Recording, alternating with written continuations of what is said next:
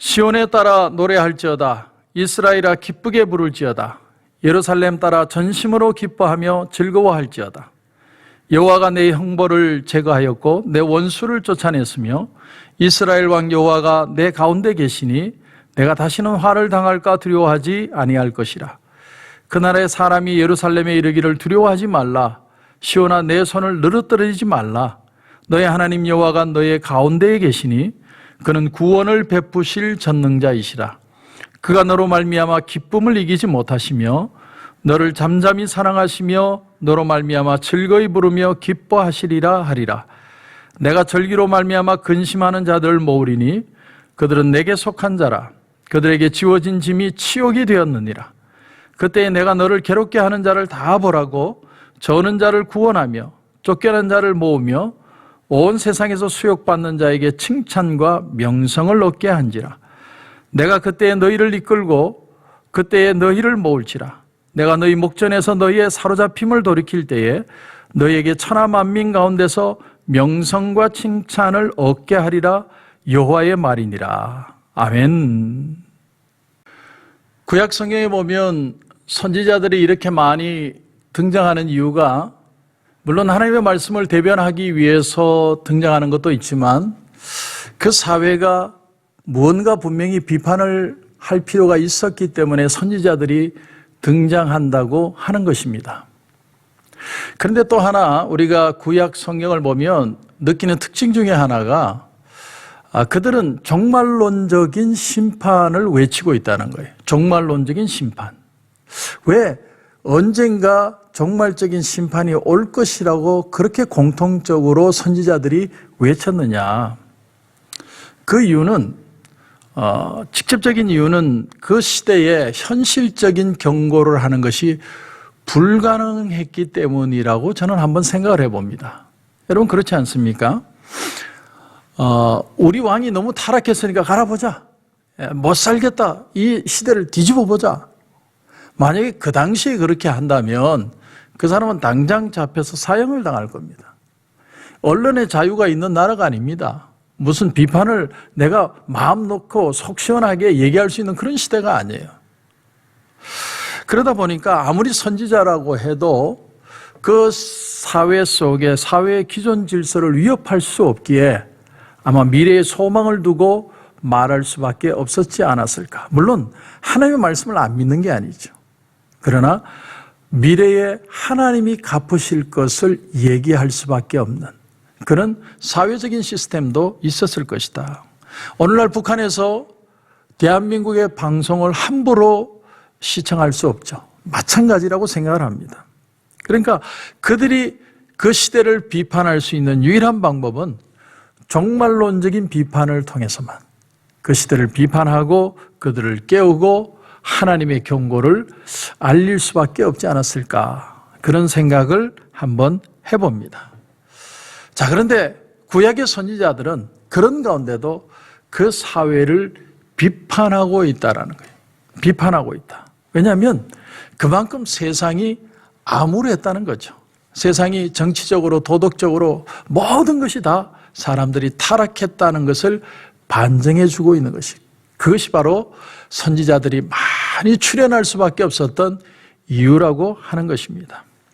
자, 오늘 본문에 보면 우선 네 가지 직분에 있는 사람들을 비판합니다. 여러분 3절부터 한번 보시면 그 가운데 방백들은 부르짖는 사자요 그의 재판장들은 이튿날까지 남겨두는 것이 없는 저녁일이요 그의 선지자들은 경솔하고 간사한 사람들이요 그의 제사장들은 성소를 더럽히고 율법을 범하였도다. 자, 네 부류의 사람들이 전부 다 타락했다는 거예요. 방백이라는 건 지도자들입니다. 지금으로 말하면 대통령이나 국회의원 같은 사람들. 그 사람들이 다 타락해버렸고 또 재판장들이 다 구분 판결을 내리는 거예요. 옳은 판결을 내리지 않고 돈이라든지 어떤 정치적인 파워로 구분 판결을 내릴 수밖에 없었고 선지자들이 하나님의 말씀을 듣지 못하고 불의한 얘기를 하고 그런가 하면 제사장들이 하나님 앞에 바른 제사를 드리지 않는 율법의 말씀을 지켜나가지 않는 그런 굽어진 세상, 그런 시대가 바로 이 선지자가 외치던 바로 그 시대의 모습이었다는 겁니다. 그런데 생각해 보면 이런 모습은 어느 시대든 다 똑같은 모습으로 드러나는 것들이죠. 어느 시대나 다 이런 모습을 가지고 있습니다. 여러분, 조선시대 말기에 동학혁명이라는 것이 일어났죠. 동학혁명. 저는 거기에 그 의견에 대해서 지지하거나 대표하는 것은 아니지만 그냥 동학혁명이라는 것이 일어났을 때 그 조선 그 지도, 조선시대의 무능, 부패함, 그 답답함을 그것을 보고 세상을 뒤집어 보자 하는 마음에 세상을 뒤집어 보자고 얘기를 하면 역적으로 몰리니까 개벽이라는 천지개벽이라는 그런 어떤 종교적인 사상을 가지고 일어난 것인데, 사실은 원래 그 근본 취지는 사람들의 마음이 바뀌어서 이 시대가 잘못된 것을 알고 그들의 마음들이 스스로 사회를 변화시키기를 기대했지만 그 당시에 정치가들이 그것을 모를 리가 없죠. 그래서 결국 동학혁명이 탄압을 받게 된 것인데, 자, 우리가 여기서 한 가지 질문을 해보게 됩니다. 세월이 많이 지났죠. 자, 세월이 많이 지났는데 구약의 선지자들이 외치던 그 시대부터 많이 지나고 동학난이 일어날 때보다도 많은 세월이 지났는데, 그러면 그만큼 사람들이 좋아졌느냐? 사람들의 생각함이나 그들의 수준이 달라졌느냐? 만일 세상이 좋아져서 비판할 것이 없다면 더 이상 종말론적인 소망에 대해서 얘기할 필요가 없겠죠. 하지만 지금 이 시대에도 역시 우리는 종말론적인 소망을 외치는 걸 우리가 경험하게 됩니다. 아무리 세상이 좋아도, 아무리 편리해지고, 아무리 우리가 사는 것이 발달하고 모든 것을 할 수 있는 것처럼 그렇게 물질 만능주의 시대를 살지만, 그러나 그 속에서도 세상은 바뀌어지지 않고 있다는 거예요. 왜 그렇습니까? 그것은 사람이 바뀌지 않기 때문에. 사람이 바뀌지 않기 때문에. 옛날이나 지금이나 사회는 너무나 발달을 했는데 사람은 여전히 바뀌지 않고 그대로 있더라는 거예요. 그대로 있다. 여러분, 노르웨이 같은 나라, 노르웨이, 선진국 중에 선진국이라고 하죠. 저는 영화로만 봤는데 정말 아름다운 나라, 복지든 경제든 모든 것이 다 안정된 나라. 그런 나라에 무슨 범죄가 있으랴, 이런 생각을 우리가 할 수 있겠지만 몇 년 전에 그런 사건이 있었죠. 한 섬에 들어가서 청소년들 캠프를 하는데 그 청소년 캠프하는 섬에 어떤 이상한 사람이 총을 가지고 들어가서 돌아다니면서 그들을 다 쏴 죽였습니다. 한 사람이 들어와서 막 총질을 하니까 청소년들이 뿔뿔이 흩어져서 나무 뒤에 숨고 바위 뒤에 숨고 심지어 물속에도 숨었는데, 이 사람은 아주 여유 있게 천천히 걸어다니면서 하나하나 숨어있는 사람들 쏘고 나무 뒤에 숨은 사람도 쏘고 심지어 물속에 있는 사람조차 쏘아서 죽였습니다. 그게 무슨 IS 테러범이나 무슨 후진국 사람이 와서 죽인 게 아니에요.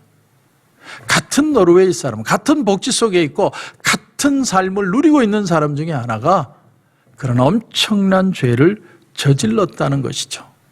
무엇을 우리에게 말해주고 있느냐면 사람은 변하지 않다. 사람은 정말 변하지 않는 거예요. 아무리 애를 쓰고 기를 쓰고 사회를 발달시키고 사람들이 편할 수 있는 그런 모든 시스템을 만들어줘도 사람은 결코 변하지 않더라는 겁니다. 최근에 한국에 지금 걱정하고 있는 아주 센세이션을 일으키는 사건 중에 하나가 조두순이라는 파렴치한 성범죄인 조두순이 이제 곧 출소를 하는데, 걱정이 많습니다. 왜냐하면 그 조두순이 살고 있는 곳에 거리 이름도 밝히고 위치도 밝히고, 그런데 그 지역에 학교가 있는 곳, 아이들이 다니는 곳이라는 것이죠. 그렇게 아이를 통해서 아동 성범죄를 일으킨 사람이 출소를 한다고 그러니까 난리가 난 겁니다. 무장한 경찰들도 준비를 해서 철저하게 지키겠다고 하지만 모든 사람들이 두려워 떠는 거예요. 그런데 더 놀라운 사실이 뭐냐면 이 조두순이라는 사람이 60대인가 그런데 아직도 그 형무소 안에서 얼마나 운동을 열심히 하는지 30대의 몸을 가지고 있다고 그러죠. 그래서 누구도 자기를 덤비지 못하도록 그렇게 운동을 하고 있다는 거예요. 뭘 말해주느냐면 사람은 그렇다라는 거예요. 사람은 아무리 교화를 하고 아무리 애를 써도 세상의 시스템으로 사람이 달라지지 않더라는 거예요. 그래서 로마서 12장 19절에 보면 하나님 말씀에 친히 원수를 갚지 말고 하나님의 진노하심에 맡기라. 기록되었을 때 원수 갚는 것이 내게 있으니 내가 갚으리라. 상급을 주시는 일이든 원수를 갚는 일이든 하나님이 직접 하실 때 가장 완벽하시고 하나님이 갚으시는 날이 있기 때문에 그때를 기다리는 것이 가장 귀한 일이라는 것을 우리에게 가르쳐주고 있다라는 겁니다. 그러면 죄 지은 사람 그러면 처벌도 하지 말고 목사님 그냥 막 넘어가야 됩니까? 다 남겨줘야 됩니까? 아니요, 그런 의미는 아닙니다. 그러나 내가 나서서 박박 우기고 내가 저 사람을 반드시 바꿔놓고야 말겠다는 그런 의지로 다가가다간 나도 같은 악인이 될 가능성이 많다는 거예요. 그것이 바로 모순이 많은 사람의 현존자의 모습이라는 사실이죠. 여러분, 선지자들이 궁극적으로 선할 수밖에 없었던 이유가 뭐냐? 그 이유는 바로 살아계신 하나님이 갚으실 날이 있다라는 사실을 믿었기 때문이라는 거예요. 그 하나님의 갚으시는 심판의 날이 있기 때문에 그 하나님의 날을 바라보고 그것을 맡길 수 있었기 때문에 그들은 악해지지 않고 그때를 바라보고 참고 모든 어려움을 견딜 수 있었다라는 사실입니다. 그래서 오늘 8절 말씀에 보면 나 여호와가 말하노라. 그러므로 내가 일어나 벌할 날까지 너희는 나를 기다리라. 내가 뜻을 정하고 나의 분노와 모든 진노를 쏟으려고 여러 나라를 소집하며 왕국들을 모으리라. 온 땅이 나의 질투의 불에 소멸되리라. 그러니까 선지자들이 바보라서 참고 있었다는 게 아니라는 겁니다. 마음에 분을 품을 수도 있고 화도 나고 어쩔 줄 몰라 하고 그런 마음들이 있었지만 궁극적인 하나님의 심판의 날이 있기 때문에 내가 지금 대가를 받지 못하고 내가 칭찬을 받지 못하고 내가 위협을 당하고 내가 어려움을 당하고 내가 사는 게 고통스럽지만 그러나 내가 하나님을 의지하는 신앙을 가지고 살아갈 수밖에 없는 그 착한 믿음이 있었기 때문에 선지자들은 선한 마음을 가지고 하나님의 구원의 날을 바라볼 수 있었다는 겁니다. 그래서 오늘 말씀에 우리가 너무도 잘 아는 말씀, 너무나도 잘 아는 귀한 말씀 17절 말씀이 나오게 된 것입니다.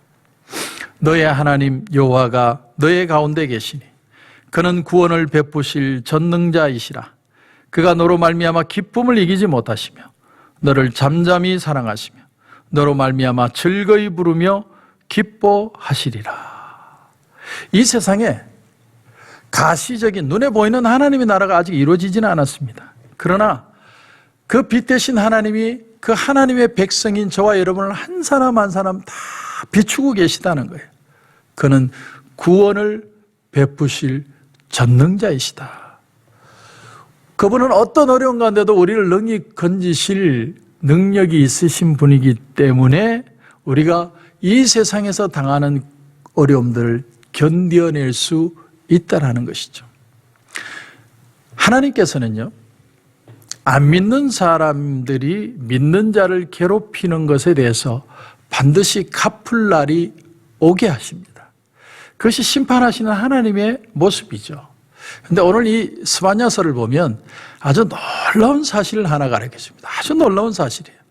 하나님이 갚으시는데 그 갚으심의 모습이 어떤 모습이냐. 여러분 19절을 보십시오. 19절이 사실은 중요합니다. 그때 내가 너를 괴롭게 하는 자를 다 보라고 저는 자를 구원하며 쫓겨난 자를 모으며 온 세상에서 수욕받는 자에게 칭찬과 명성을 얻게 하리라. 무슨 말이냐면 불구의 몸을 가진 사람이 성령을 받아서 성령으로 새롭게 되어서 온전한 사람이 되어서 그들이 할 수 없는 일을 하게 하심으로 그들을 괴롭히고 그들을 힘들게 하고 그들에게 고통을 주던 사람들이 결국은 그 사람을 칭찬할 수밖에 없는 방법으로 하나님이 갚으시겠다는 거예요. 여러분 그것이 바로 요셉이 어려움 가운데 애굽의 총리가 되는 방법이었고 욥이 그 고난 가운데 다시 하나님을 눈으로 뵙는 역사의 회복이었고 한나가 아이를 낳지 못하고 고통 가운데 있다가 하나님이 사무엘을 주시고 그 외에도 자녀들을 두신 하나님의 회복의 축복이었다는 거예요. 하나님은 그렇게 안 믿는 사람들이, 괴롭히는 자들이, 믿는 자들이 정말 하나님 앞에서 회복되는 모습을 보고 그들을 칭찬함으로 갚으시는 역사들을 보여주신다는 거예요. 이게 하나님의 심판의 방법이다, 이렇게 표현합니다. 그래서 친히 원수를 갚지 말고, 우리의 마음에 분노도 있고 비판도 있고 답답함도 있고 염려도 있습니다. 누구나 다 그런 마음이 있죠. 그러나 오늘도 우리가 기다릴 수 있고 오늘 참을 수 있고 기도할 수 있고 하나님의 선한 것들을 기대할 수 있는 이유가 뭐냐면 하나님의 심판의 날이 있기 때문에. 근데 그 하나님의 심판의 날은 오히려 약한 자를 들어서 강한 자를 부끄럽게 하시는 방법으로 이 세상에 하나님의 영광을 드러내는 날이 될 것이다. 그래서 진정한 회개의 역사가 일어나는, 어찌할꼬 우리가 어찌할꼬 베드로의 설교에 회개하고 돌아오는 역사가 일어나는 그런 회복하심으로 하나님은 이 세상을 회복하실 것이라고 말씀합니다. 우리가 그 은혜를 붙들고 소망의 날이 있기에 믿음으로 승리하시는 저와 여러분이 되시길 주님의 이름으로 축원합니다. 기도드리겠습니다. 하나님 은혜를 감사합니다. 하나님은 이 세상에 일어나는 많은 일들에서 선지자들을 통해서 비판의 말을 하게 하시고 마지막 날이 있다는 그런 메시지를 주게 하셨습니다. 그러나 우리가 마지막 날을 기다리는 이유는 우리가 하나님의 심판을 기다리지만 그 심판이 철저한 보복이 아니라 약한 자를 들어 강한 자를 부끄럽게 하시는, 안 믿는 자로 하나님 품으로 돌아오게 하시는 복음의 날이 될 것이라는 것을 우리에게 가르쳐 줌을 배우게 됩니다. 하나님, 우리가 믿음의 사람이 되게 하여 주옵소서. 어둡고 힘든 시대에 더 말씀의 소망을 가지게 하시고 하나님의 회복하심이 있음을 분명히 믿고 소망으로 승리하는 우리 모든 성도들 되게 하여 주시옵소서. 오늘도 기도하는 가운데 하나님 큰 은혜 주실 줄 믿고 예수님의 이름으로 기도드립니다. 아멘.